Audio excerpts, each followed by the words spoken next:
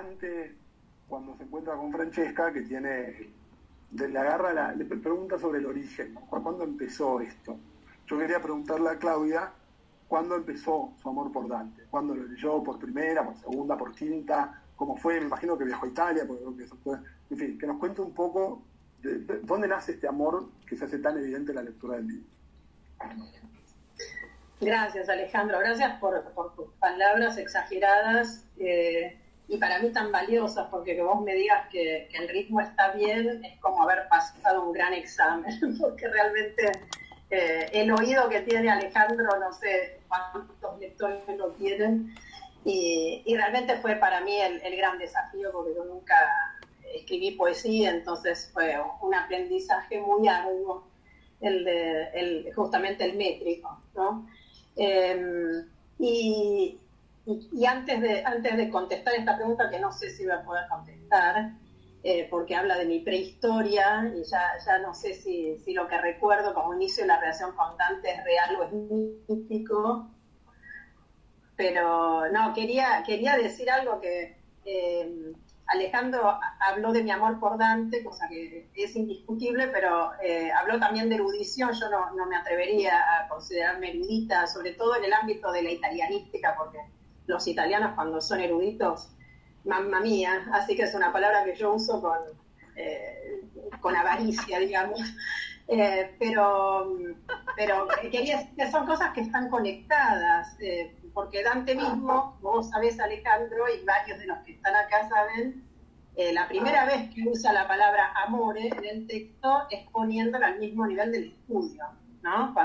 Y justamente es el amor por un libro, cuando le pide ayuda a Virgilio en nombre del largo estudio y el gran amor que lo han hecho estudiar la Eneida.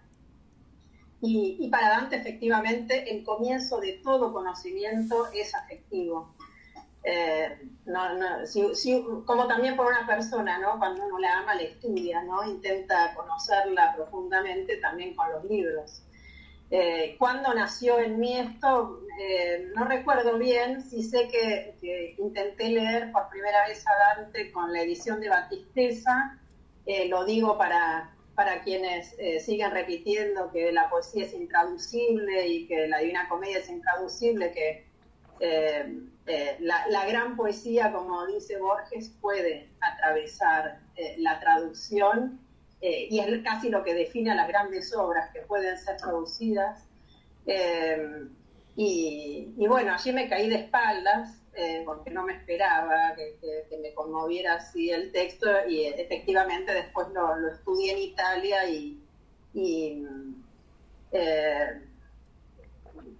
de algunos cantos recuerdo dónde estaba cuando los leí por primera vez, tal fue el impacto, ¿no? Y lo inverosímil que me resultaba que un texto de esa perfección, de esa intensidad, de esa delicadeza, hubiera sido escrito en un mundo tan distante del nuestro. Hay veces que incluso dudaba, ¿Dante está describiendo esto o me lo imagino yo porque vi cine? Por ejemplo, el episodio de la metamorfosis de los ladrones. No sé por qué me oigo mi propia voz. Tal vez porque hay micrófonos abiertos. No sé si es por eso. Hay varios micrófonos abiertos y yo desconecté algunos así desde aquí, pero a los demás les pido que desconecten, por favor. Gracias. Sí, así que no sé bien cuándo, pero recuerdo bastante el cómo y el impacto de algunos momentos de intensidad, muy bien. Y también, bueno, como todo amor de toda la vida, ya podemos decir así, bueno, es paulatino, conoce distintos momentos de profundizaciones, etcétera, ¿no? La segunda pregunta que te quería hacer es, porque bueno, es algo que te escuché decir en la lectura de Andis y vi también ahora en algunas entrevistas que te hicieron, etcétera, tu reivindicación del paraíso, ¿no? Ustedes saben que el más fácil de leer, el más leído, evidentemente, es el infierno. El purgatorio, también quizá por ser más topográficamente imaginable, porque también tiene un poquito de sadismo, creo que queda en segundo lugar. Y el paraíso yo creo que es el que menos gente lee, menos gente se aventura, ¿no? Aunque es una pena, obviamente, pero me gustó esa actitud de Claudia de decir, bueno, no es que dice prefiero este, ni mucho menos, pero Sí, en algún sentido reivindica la importancia del paraíso y me gustaría que nos quieras contaras algo de eso. Sí, gracias Alejandro. Sí, efectivamente es una de mis cruzadas dantescas, la de intentar que la gente lea más El Paraíso. Confieso, uniéndolo a tu primera pregunta, que cuando leía Dante por primera vez y estaba tan fascinada con el infierno y con el purgatorio, estaba muy temerosa de encarar el paraíso, ¿no? Y estaba todo el tiempo diciendo, por favor, que no lo arruine, que no sea un lugar lleno de ángeles cantando en latín, que me dejen totalmente afuera. Y por suerte el paraíso de Dante es tan fascinante, es tan variado, es un paraíso de tonos muy cambiantes, con imágenes de una belleza realmente conmueven físicamente. Hay partes que yo creo que no se pueden leer sin taquicardia, de la inundación de lagos de luz. Y es un libro muy sorprendente, tal vez el más novedoso de los tres, que tiene una audacia retórica, incluso lingüística, porque es de los tres libros aquel en el que Dante inventa más palabras él mismo, debiendo contar lo que nunca fue contado, no le alcanza el lenguaje humano, y es un libro vanguardista, se podría decir, con un anacronismo que yo no le permitiría a mis alumnos, pero dado que hoy estamos en este holgorio que nos permitimos muchas hipérboles. Efectivamente es un libro que ha tenido la mala suerte de una historia signada históricamente, justamente por Francesco De Santis, por Benedetto Croce, que fueron dos dantistas sumamente leídos, con gran productividad en Italia, y cuyas voces, dos estudiosos importantísimos que despreciaban El Paraíso, y cuya lectura ha llegado diluida y generalizada a Argentina, y transmitida sobre todo con la autoridad de Borges, a quien tampoco le gustaba El Paraíso. Y yo si creo no me acuerdo mal, habla de esos pasajes que fueron luz para el poeta y para nosotros son sombra. Sí, sí, efectivamente. Es uno de los daños que Borges le ha hecho a Dante, a mi modo de ver. Esa es mi otra cruzada dantesca, la de convencer a la gente de no leer a Dante a través de Borges. Pero bueno, es una cruzada destinada a la derrota, ¿no? Por supuesto. Pero no, El Paraíso realmente es un libro conmovedor, realmente emocionante, muy difícil, por supuesto, más difícil que los otros dos, pero el esfuerzo de acceso realmente vale mucho la pena, porque es de una belleza realmente única, aún dentro de la comedia misma, que es una belleza única en el resto del planeta. El Paraíso tiene cantos increíbles. Excelente. La tercera pregunta que te quería hacer es, bueno, primero una pequeña corrección, porque esto recién, hoy que nos estamos permitiendo muchas hipérboles, yo dije exactamente lo que siento que es la verdad literal, no exageré ni un ápice. Y ya que también ahí, bueno, invité a gente, en fin, que la veo ahí también en pantalla, gente que a lo mejor no te conoce, aunque espero que ahora te pueda conocer después a partir de la lectura de tu libro.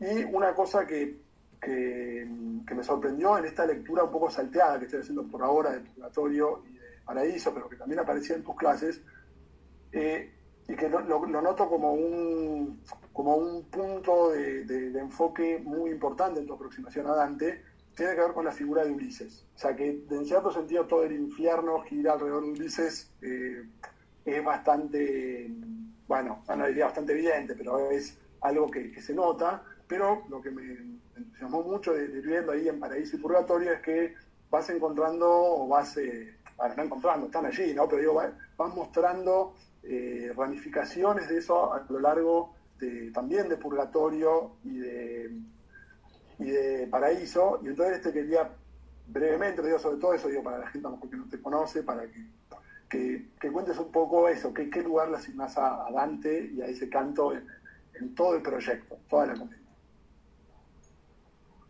Gracias, Alejandro. Bueno, No, quiero, dado que vos te permitiste corregir mi palabra hipérbole, yo te voy a corregir algo a vos. Yo no quiero que a través de la traducción me conozcan a mí, quiero que lo conozcan a Dante.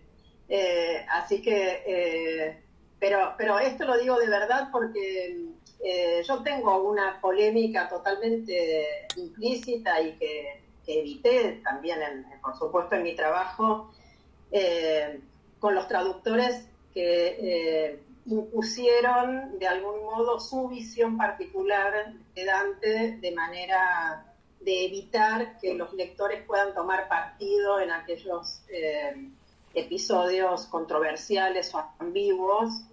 Y el otro día mi hijo me dijo, porque mucha gente hace énfasis en este aspecto que nombró Patricia al pasar, de que soy la primera mujer que traduce en Argentina y una de las primeras en el mundo, digamos, que traduce a Dante, y que hay gente que me pregunta cómo se siente eso, y no sé, porque yo nunca fui hombre, la verdad es que nunca pensé que eso tuviera alguna relevancia, pero el otro día cuando yo me estaba quejando acá en la intimidad de la familia de una decisión muy polémica que a mi modo de ver había tomado un traductor español contemporáneo, y yo dije algo así como, pero si quiere decir su Dante, que escribe un ensayo, pero la traducción no tiene ese lugar. Y mi hijo me dijo, eso es traducir como una mujer. Los hombres no pueden con su ego. Entonces, quieren que a través de la traducción los lean a ellos y no a Dante. Bueno, ese es un comentario aparte que tal vez podríamos seguir reflexionando.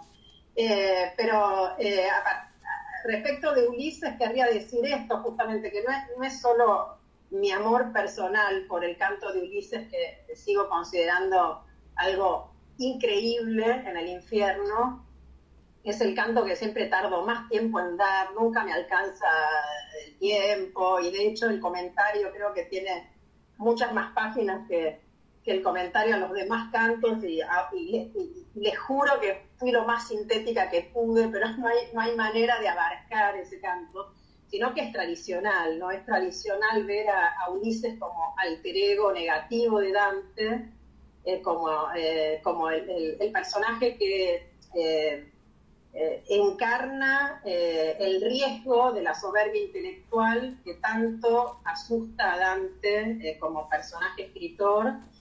Y entonces creo que efectivamente es un episodio que se proyecta en todo el resto del libro, y en efecto es el único condenado del infierno, pecador, ¿no? Porque Virgilio es otra categoría, cuyo recuerdo sigue presente en los otros dos libros. Y esto no puede ser casual, digamos.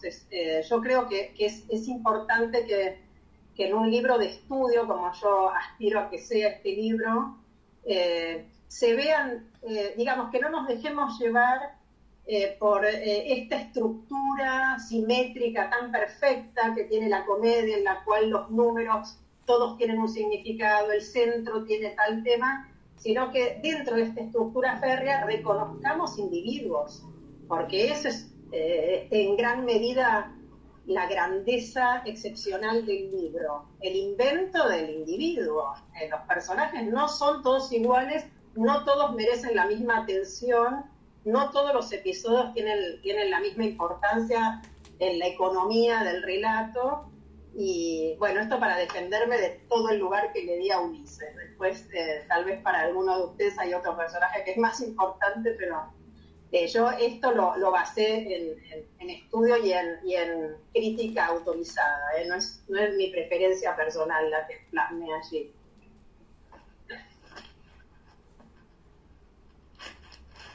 Estás sin micrófono, Ale. Perdón, me había silenciado y vuelvo. Decía que, bueno, la última pregunta, antes de abrir el micrófono para quienes quieran preguntarle a Claudia, es una pregunta que dudaba mucho si hacerla o no, decía, es pertinente preguntar esto, es incomodarla, eso por favor sería lo último que querría, pero después dije, esto yo se lo quiero preguntar a Claudia desde que la conozco y nunca se lo pregunté.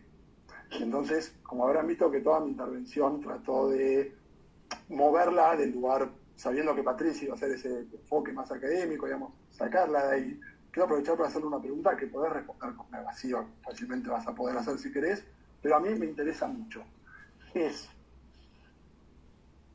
¿Cuál es tu fe? O sea, vos sos agnóstica, creyente, una cosa que siempre te quise preguntar. ¿Y si Dante tuvo algún rol en eso?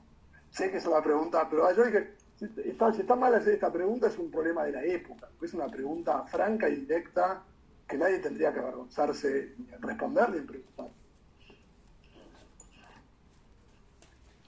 Bueno, sí, es una pregunta difícil que yo siempre intento evitar, pero que en algún momento ocurre, dado que este es un libro religioso, o sea, es un libro laico, claramente, pero Dante mismo lo llama poema sagrado. Y ahora, bueno, por suerte no me lo hiciste en medio de un aula donde están todos de carne y hueso, sobre todo en un aula de Juan, donde hablar de estos temas es un tabú tremendo. Pero bueno, me siento en la obligación de responder con honestidad, a pesar del pudor, que yo empecé leyendo la comedia siendo totalmente atea y agnóstica y comunista y todo lo que me caracterizaba en la juventud, y el libro me convirtió. No voy a decir más que esto, porque ya todo el resto está de más. Te quiero tanto, Claudia, sos una genia. Bueno, de verdad, a lo mejor parece acá que yo tengo una relación mucho más cercana que la que tengo, en realidad no la tengo mucho, pero intuía esta respuesta y como yo hace mucho se la quería preguntar y me da mucha alegría escuchar lo que acaba de decir. Y no encontraste situación más íntima que la de un Zoom con 85 personas, con el cual probablemente pierde trabajo, por otra parte. Como dije, si hay algún problema, tanto con la pregunta como con la respuesta, es un problema de la época. Porque la pregunta, repito, es una pregunta franca y tu respuesta ha sido franca. Y me parece maravilloso terminar así. Te agradezco muchísimo la invitación, le agradezco también a Patricia. Y bueno, entonces abro como habíamos quedado cuando armamos esta reunión por si alguien quiere preguntar algo. Quiero decir que yo desactivé algunos micrófonos. Así que voy a volver a activarlos porque si no, ustedes no van a poder hacerlo si quieren hacer alguna pregunta.